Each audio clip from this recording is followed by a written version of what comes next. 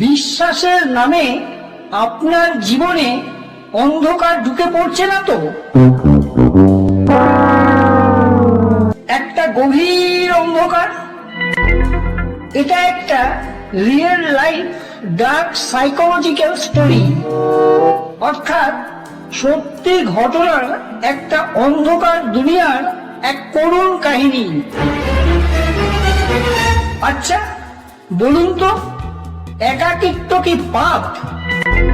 এটা একটা বিশ্বাস, লালসা আর এক মহিলার নিঃশব্দ প্রতিশোধের কাহিনী। কেউ কি কখনো আপনাকে এমন ভাবে আগলে রেখেছে যাতে একদিন আপনি বুঝতে পারেন সেই আগলে রাখাটাই ছিল আপনার জীবনের সবচেয়ে বড় অন্ধকার?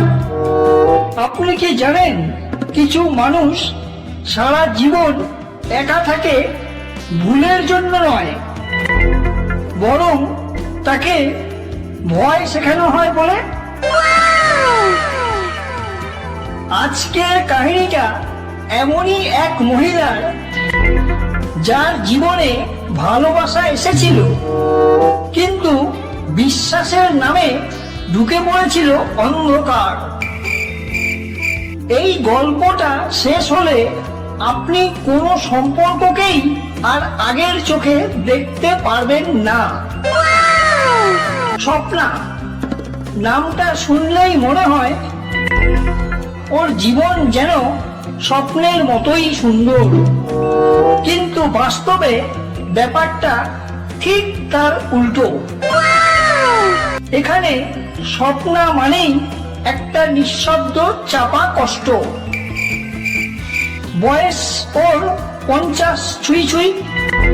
একটি বেসরকারি নার্সিং হোমে কাজ করছে আজ প্রায় 20 বছর ধরে।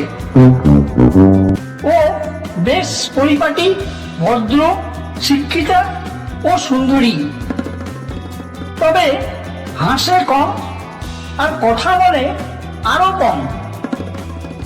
লোকজন বলে, এত ভালো মেয়ে, তাও এটা। কিন্তু কেউ ওকে প্রশ্ন করে না কেন ও আজ একা। আপনি কি জানেন, যে মানুষটাকে বাইরে থেকে দেখে সব থেকে সত্য বলে মনে হয়, তার ভিতরেই লুকিয়ে থাকে সবচেয়ে ভাঙা একটা অস্তিত্ব? স্বপ্নার বয়স তখন ছিল মাত্র 1 বছর। ওর বাবা বিমান সংস্থার চাকরিতে এক দুর্ঘটনায় মারা যান। মা একাই সব, সেলাই শেখানো, অর্ডার নেওয়া, রাত জেগে কাজ করেই তার মেয়েকে মানুষ করা। কিন্তু সবকিছুর মাঝে তার মনে শুধু একটাই ভয়, আমার মেয়েটার জীবনে যেন কোনো দাগ না লাগে। কিন্তু তিনি বুঝতেই পারেননি যে দাগ না লাগাতে গিয়ে তিনি তার মেয়ের জীবনটা প্রায় মুছে ফেলতেই শুরু করছেন। স্বপ্না কোথায় যাচ্ছে, কার সাথে কথা বলছে, কেন হাসছে, কেন দেরি করে বাড়ি ফিরছে, সব কিছুরই হিসেব চাইতেন তিনি স্বপ্নার কাছ থেকে। আর এর ফলেই স্বপ্নাও ধীরে ধীরে শিখে গেল নিজের কোনো স্বাধীন ইচ্ছেকে কিভাবে চেপে রাখতে হয়। অনেক মা বাবাই জানেন না, অতিরিক্ত নিয়ন্ত্রণ একদিন ভয়ঙ্কর বিদ্রোহের জন্ম দেয়।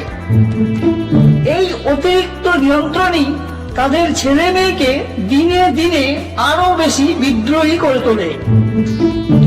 স্বপ্না দ্বাদশ শ্রেণীতে পড়ে। একজন গৃহশিক্ষক ওর বাড়িতে ওকে পড়াতে আসে।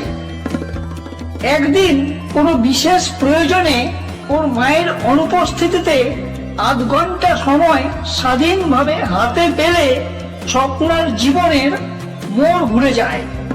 কারণ সেই দিন স্বপ্না মায়ের অনুপস্থিতিতে লেখাপড়ার আড়ালে মেলামেশা করতে গিয়ে বিপদ সীমা অতিক্রম করে ফেলে, যেটা বলতে পারেন স্বাধীনতা আর সুযোগের অপব্যবহার। কয়েকদিনের মধ্যেই ওর মা সেটা টের পেয়ে যায়, তাই ওর সেই শিক্ষকও বদলে যায়। কিন্তু কাহিনীটা এইখানেই শেষ হয় না। স্বপ্নার মা একা। ওর মায়ের জীবনে ভেতরে ভেতরে জমে ওঠে এক শূন্যতা। সেই শিক্ষক মায়ের আমন্ত্রণে আবার আসে, তবে এবার আসে অন্য দরজা দিয়ে। একদিন স্কুল পালিয়ে স্বপ্না নিজের চোখে দেখে ফেলে এমন কিছু সীমা লঙ্ঘন করা দৃশ্য, যেটা কোনো মেয়ের চোখে পড়া উচিত নয়। সেই মুহূর্তেই স্বপ্নার চোখে তার মা আর মা থাকে না। স্বপ্নার চোখের সামনে ভেঙে পড়ে মায়ের প্রতি তার সমস্ত বিশ্বাস, ভালোবাসা আর শ্রদ্ধা। আপনি কি জানেন যে মানুষটাকে একদিন আপনি দেবতা বলে ভেবেছিলেন, কোনোদিন তাকেই আবার দানবের রূপে দেখতে পেলে অন্তরে কতটা ব্যথা লাগতে পারে? ঠিক সেই কারণেই স্বপ্না একদিন ঘর ছেড়ে পালায়। স্বপ্না পালিয়েছিল ঠিকই, কিন্তু ও পালিয়েছিল অন্য কারো কাছ থেকে নয়। ও পালিয়েছিল নিজের ভেতরের এক অসহ্য প্রশ্ন থেকে। আমি কি সত্যি বাঁচার যোগ্য? রেল লাইনের ধারে হাঁটতে হাঁটতে ওর চোখে সেদিন জল ছিল না, কিন্তু ওর বুকের ভেতর ছিল এমন একটা শূন্যতা, যেটা শব্দ করে না, শুধু মানুষটাকে নিঃশব্দে ভেঙে দেয়।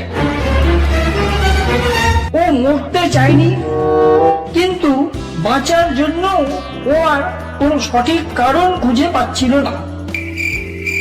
ঠিক সেই মুহূর্তেই যখন দূর থেকে একটা ট্রেনের আলো অন্ধকারকে চিরে সামনে এগিয়ে আসছিল, তখনই একটি শক্ত হাত ওর কাঁধে এসে পড়ে। কোনো চিৎকার নয়, এটা কোনো নাটকীয় মুহূর্তও ছিল না। ও শুধু শুনতে পেয়েছিল অপরিচিত এক ভদ্রলোকের কণ্ঠে একটা অদ্ভুত শান্ত বাক্য। এইভাবে হেঁটে কেউ কোথাও পৌঁছাতে পারে না মা। স্বপ্না কিছু বলার আগেই ও অজ্ঞান হয়ে পড়ে। চোখ খুললে ও দেখে চারদিকে সাদা দেওয়াল আর মৃদু ওষুধের গন্ধ। তার পাশে বসে থাকা সেই অচেনা মানুষটা।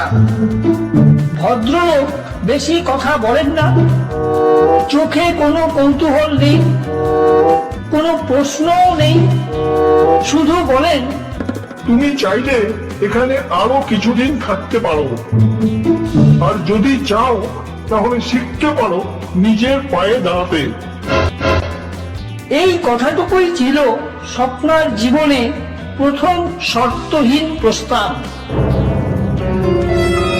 পরের দিন থেকেই ওর নার্সিং জব শেখার কাজ শুরু হলো। দিনের পর দিন এইভাবেই কেটে গেল। ভদ্রলোক মাঝের মধ্যেই খোঁজ খবর নেন, কখনো তিনি ওকে এক কাপ চাও এনে দেন, কখনো বা শুধু দূর থেকেই তিনি ওর দিকে চেয়ে থাকেন। এখানে কোনো স্পর্শ ছিল না, এখানে ছিল না অন্য কোনো প্রতিশ্রুতি। তাই স্বপ্না টের পায় এই নীরবতাটাই ওর আগের জীবনের যাবতীয় সমস্ত শব্দের চেয়েও অনেক বেশি নিরাপদ। এইভাবেই বছরগুলো ওর কেটে যায়। স্বপ্না আজ সম্মানিত একজন নার্স, নিজের ঘরবাড়ি আছে, নিজের একটা পরিচয় আছে। ভদ্রলোক একদিন ওকে খুব স্বাভাবিক ভঙ্গিতে বলেন, আমার ছেলেটা তোমাকে খুব সম্মান করে, তুমি চাইলে আমরা কথা বলতে পারি। স্বপ্না সেদিন কোনো উত্তর দেয় না। রাত্রে আয়নার সামনে দাঁড়িয়ে ও শুধু নিজেকে প্রশ্ন করে, আমি কি আবার কাউকে বিশ্বাস করতে পারি? ভালোবাসা আবার আমার জীবনে মুখোশ পরে আসবে না তো? ওর ভেতরের সেই ভাঙা কিশোরীটা আজও যেন মাঝে মাঝে কেঁপে কেঁপে ওঠে।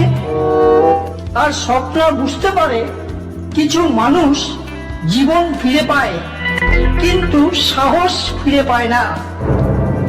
ও আজ বাঁচতে শিখেছে, কিন্তু ভালোবাসতে শেখেনি। নিজে একা কোনো সিদ্ধান্ত নিতেও শেখেনি। অনেক মানুষ বিয়ে করেও একা থাকে, আর অনেক মানুষ আবার একা থেকেও নিজেকে বাঁচিয়ে রাখে। একদিন সেই নার্সিং হোমে আসেন এক বৃদ্ধা রোগী। তার কাহিনী শুনে স্বপ্না বুঝতে পারে সে একা নয়। ও আরো জানতে পারে অনেক মানুষই এই পৃথিবীতে ভুল মানুষের হাতে জীবন সঁপে দিয়ে নিজেকে অন্য কোথাও হারিয়ে ফেলছে। সেই দিন প্রথমবার স্বপ্না নিজের সাথে নিজে কথা বলে। ও নিজেকে জিজ্ঞাসা করে, আচ্ছা, আমি কি ব্যর্থ? ওর ভেতর থেকে কোনো উত্তর আসে না। স্বপ্না বিয়ে করেনি, কিন্তু নিজেকে আর হারিয়েও ফেলেনি। ও আজ শিখেছে একাকিত্ব অভিশাপ নয়, বরং ভুল মানুষের সাথে থাকাটাই অভিশাপ। যদি এই কাহিনীটা শুনে আপনি নিজের জীবনের কোনো সত্য খুঁজে পান, তাহলে এই কাহিনীটা কারো সাথে ভাগ করে নিন। কারণ কিছু কাহিনী ঘটে যায় জীবনে শুধু লাইক পাওয়ার জন্য নয়, সেই ঘটনাগুলো ঘটে যায় মানুষের চোখ খুলে দেওয়ার জন্য। আর যদি আপনি চান আরো এমন কাহিনী পেতে যেগুলি শেষ হয়েও শেষ হয় না, তাহলে আপনি জানেন আপনাকে আবার ফিরে আসতে হবে আমাদের এই চ্যানেলে। সত্যি গল্পের অন্ধকার দুনিয়া, কাহিনী অন্ধকার বনের প্রতীক।